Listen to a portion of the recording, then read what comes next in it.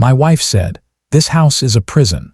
I replied, "Not your investor." Then I opened a new account, froze the joint line, logged every receipt, canceled the retreats, split the equity in mediation, and kept the house calm because the real twist arrived later with a library tote. Original post: I am 43, male. My wife, Rachel, is 41. We were together 15 years. Married 12. No kids. Small house on a quiet street with a maple that dumps red leaves like coins every fall.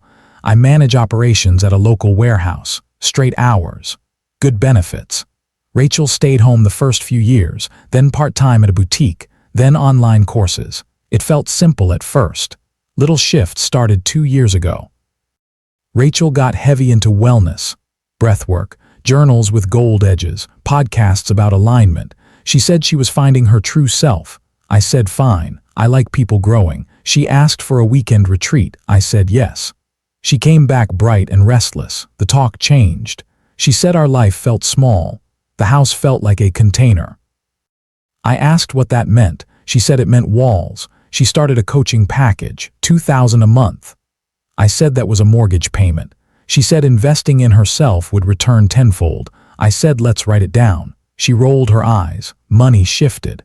She used the joint card for supplements and courses. She said it was business. I asked what business. She said she would be a coach too. She made a website with stock photos of hands around mugs. She got 3 clients who paid once and stopped. She said they were not aligned.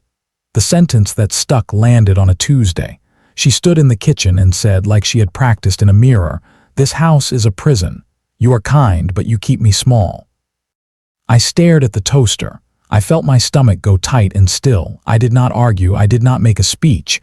I wrote the sentence in a small spiral notebook I keep by the fridge for grocery lists. Date, time, exact words. The next week she asked for a 7-day retreat in Sedona. $4,000 for the group. Flights extra. I said no. We could not afford it.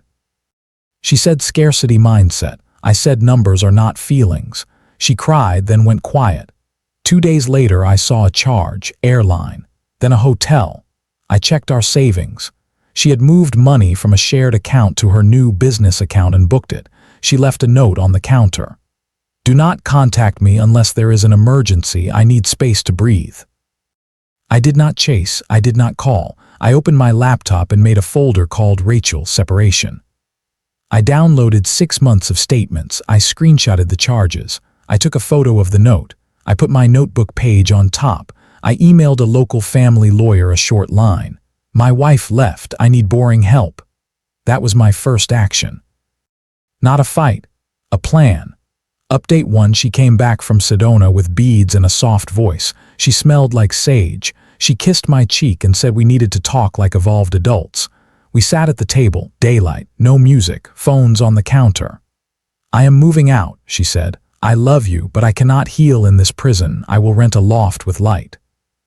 I will build my practice. I want a conscious uncoupling. You will support me for a year, then we see." I slid a printed budget across the table. Mortgage, utilities, groceries, the coaching package, the charges. I kept my voice even. "You moved money without telling me," I said. "You booked a retreat after I said no." She stared at the paper like it was rude. "You track me," she said. "That is control." "I track numbers," I said. "Numbers are not opinions." I showed her the airline charge on the screen. I showed the transfer. I showed the note. I did not raise my voice. I did not ask why. I already knew why. She wanted a different story. "Fine," she said. "I moved money. I needed to. Partners invest." "You do not believe in me." "I believe in rent," I said, "and respect." I slid another page. A simple separation checklist I printed from the county website. "We can do this clean, mediation. Split the house. You take your car, I take mine. We divide accounts." She laughed once, no humor. "I am not leaving without support," she said. "I gave you my 20s.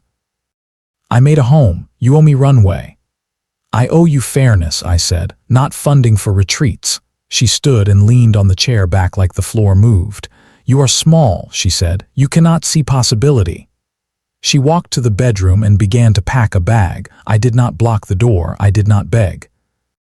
I took a slow breath and set my phone to record on the table so I could write the conversation later without my memory sanding the edges. She left that afternoon. The maple shifted in the wind like it was trying to shrug. Update 2. I met with the lawyer in a bland office with a carpet that hides coffee stains. He wore a blue tie and used a pen like a scalpel. He said, "Do not get creative."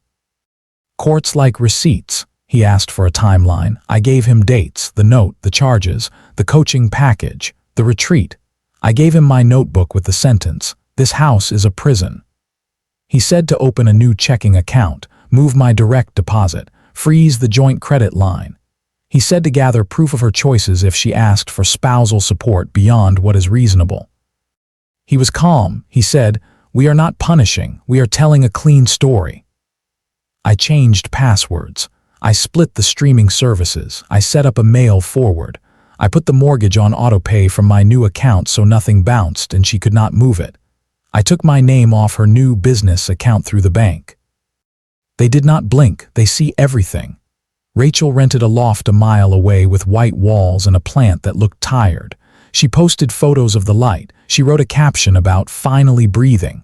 Her friends from the retreat wrote hearts and proud of you.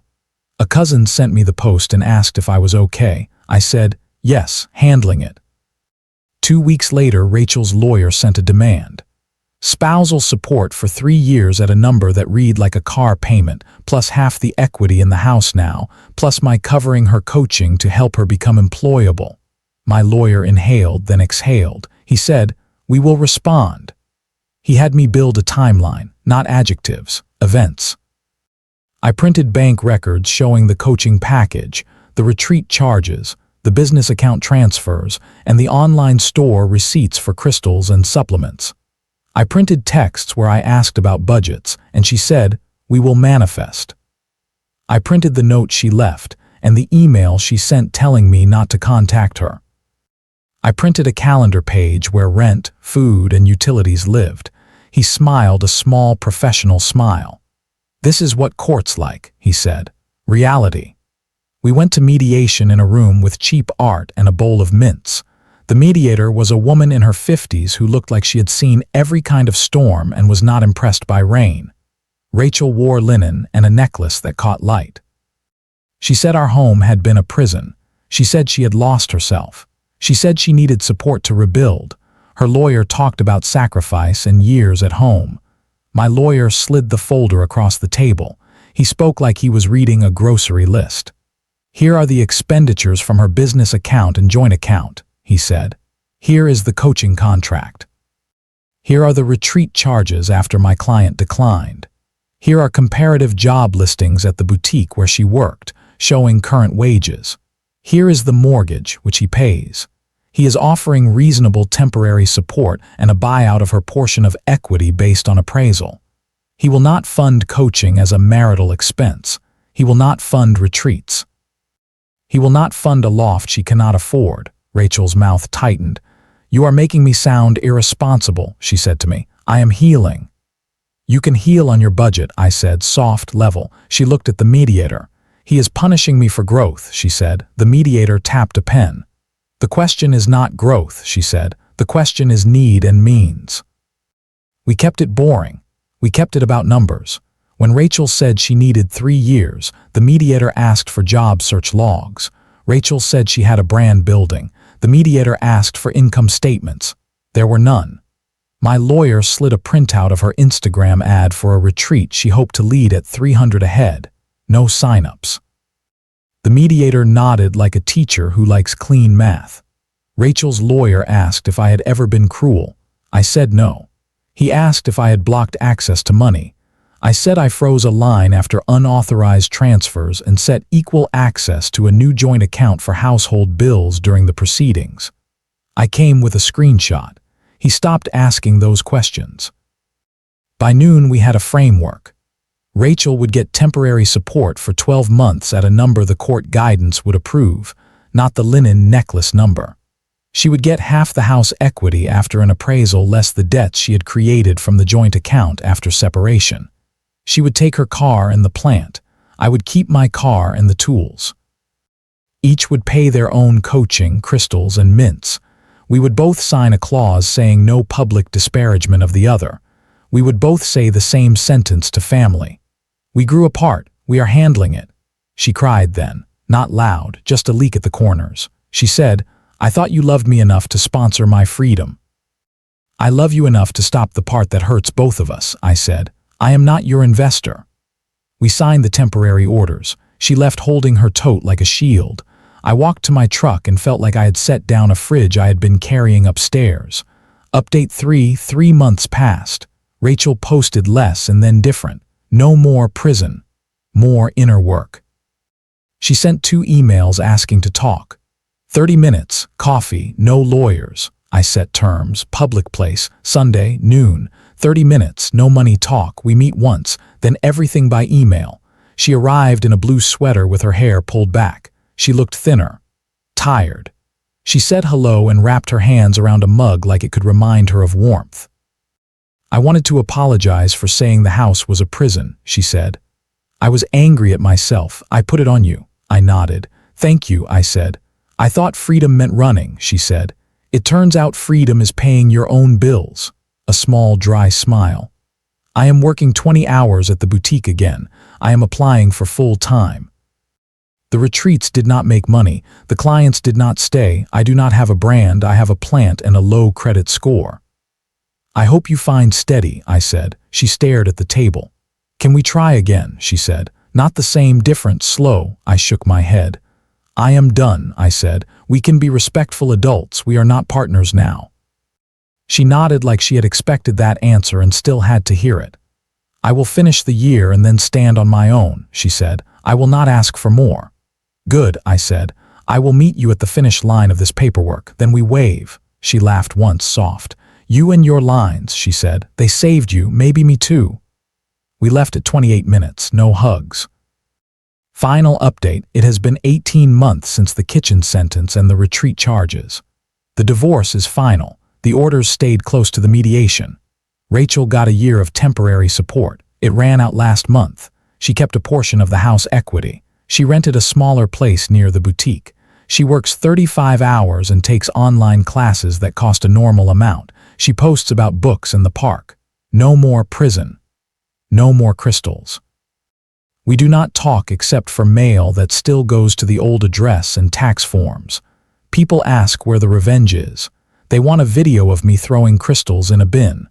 They want a speech at a retreat with a mic that feeds back and a room that gasps. I do not have that. My revenge looked like a folder. It looked like dates, times, receipts, and a lawyer who prefers coffee over drama. It looked like saying no to funding her runway and yes to a fair split. It looked like not buying a story I could not afford. Work is steady. I got a small promotion after fixing a shipping loop that lost a pallet every month. I hired a kid fresh out of trade school and taught him to write everything down. He saved us from a bad reorder last week by checking the last clean count. I said, write it down, and he laughed. The maple did its red coin thing again. I raked and did not mind. I kept the house. I refinanced. I painted the kitchen a color Rachel would have called boring. I call it calm. I learned to make a decent omelet. It does not stick if you do not rush it. Friends come by on Sundays with coffee. We do not talk about wellness. We talk about the game and the roof and the neighbor's dog that escapes and then sits by my porch like he meant to visit. I started walking at the park after dinner. There is a woman there who reads on a bench most nights. Her name is Nora. She works at the library. The first time we talked was about the bookmobile schedule and how kids run to the steps like it is an ice cream truck. We started walking the loop together. We talk about paper and weather and small things that make a life. On our third walk, I told her the short version. My wife left to find freedom. I found a folder. We split. I am careful now, she said. Careful is not fear, it is respect. She carries a tote bag with a stitched patch that says, return your books. A nephew asked me at dinner why Rachel does not come to Thanksgiving anymore. I said, we wanted different lives. He said, like pizza and salad, and I said, something like that. He went back to making a fort with chairs and blankets. The maple outside tossed another handful of red at the lawn. I kept one thing from that first night, not the beads, not the note.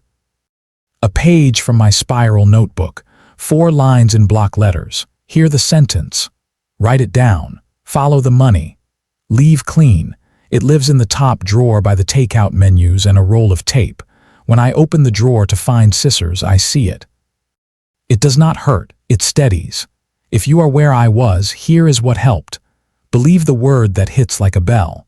Put it on paper so it does not get sanded smooth later. Make a folder. Numbers are your friend when stories change. Hire a boring lawyer. Keep your voice low. Say no to things that eat your roof. Say yes to fairness. Walk in a park until your head quiets down. The point is not to win a scene. The point is to build a life that does not need scenes. Rachel did not end up ruined. She ended up responsible. That is a better ending than most. I am not a hero. I am a man who kept receipts and chose a small, steady house over a large, loud story. Sometimes I pass the boutique and see her through the window showing a sweater to a customer. She looks like a person doing a job. I wish her dull good days. I keep walking to the library to meet Nora, who hands me a paperback with a note tucked inside that says, "Due in 2 weeks." I smile. Deadlines are honest. So is peace.